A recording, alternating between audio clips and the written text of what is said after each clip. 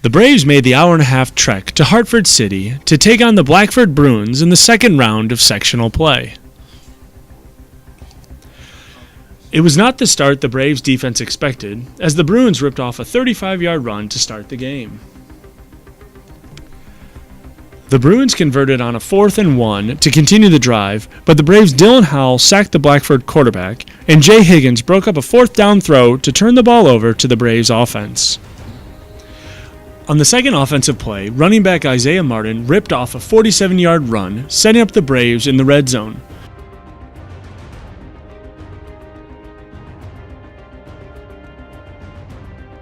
The drive would be capped off by running back Charlie Dapp's 1-yard touchdown plunge. The Braves would not attempt a pass on the drive, which would become a common theme for the game. The Braves' D would force a punt on the Bruins' next possession that they would block, the 4th in 4 weeks. On the next play, Martin scampered for 29 yards and a 14-0 Brave lead. A roughing the punter penalty advanced the ball to midfield for the Bruins, but the Braves' D would hold.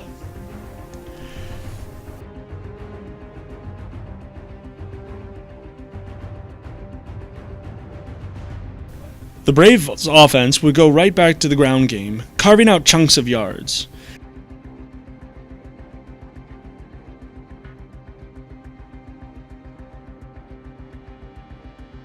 This set up a play-action pass, and the only pass of the game, from Derek Azobu to Jacob Pressler to increase the lead to 21-0. A botched Bruin handoff gave the ball back to the Braves, and the offense immediately converted with a 34-yard touchdown run by Jay Higgins to give the Braves a 28-0 halftime advantage.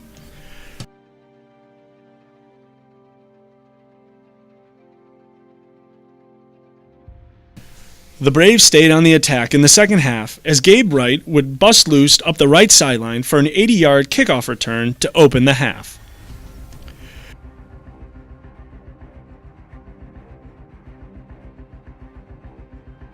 The defense would force another 3-and-out,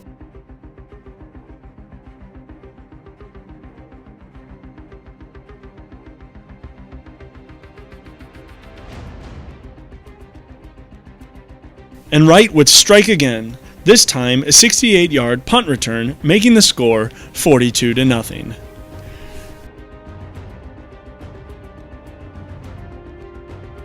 The Bruins offense drove into Brave territory, attempting to get on the board, but another fumble gave the ball back to the Braves. The Braves would play conservative on their next offensive possession and gave the ball back to the Bruins.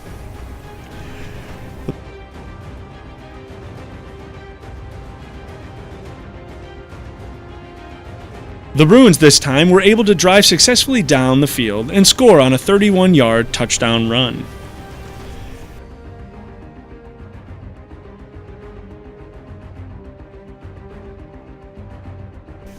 After another Braves punt, the Bruins went back on the attack, again using the ground game to chew up yards, on their way to a 34-yard touchdown run and a 42-14 deficit.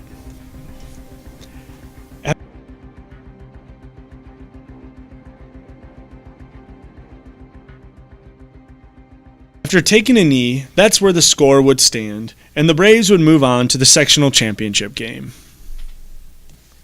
When I came to Brebeuf in 2007, Brebeuf had experienced some success in the 60s and 70s, but really from that point on, there were some blips.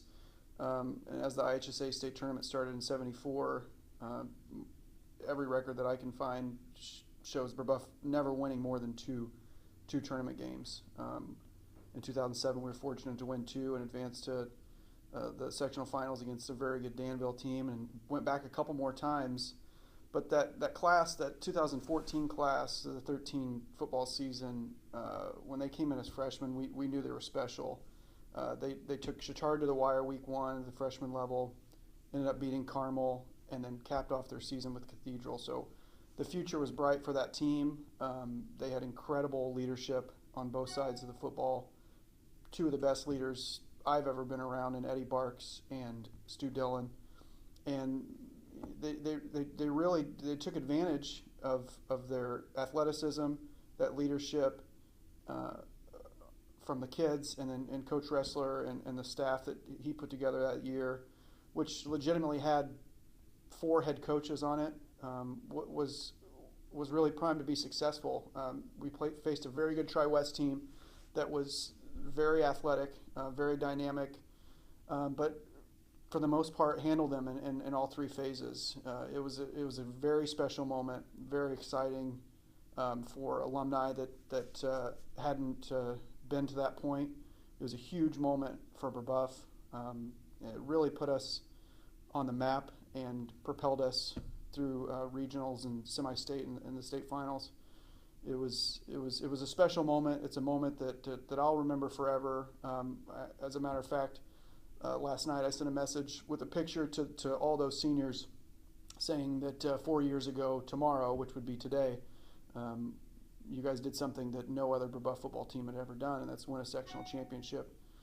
It's the hardest one to get, in my opinion, and tonight will be a great opportunity to do that, and I look forward to hosting Southmont and really wish the team luck, and go Braves.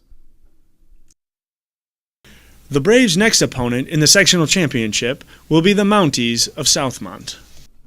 Southmont's a well-coached football team that they put up a lot of points these last couple weeks, so we need to be ready to go defensively.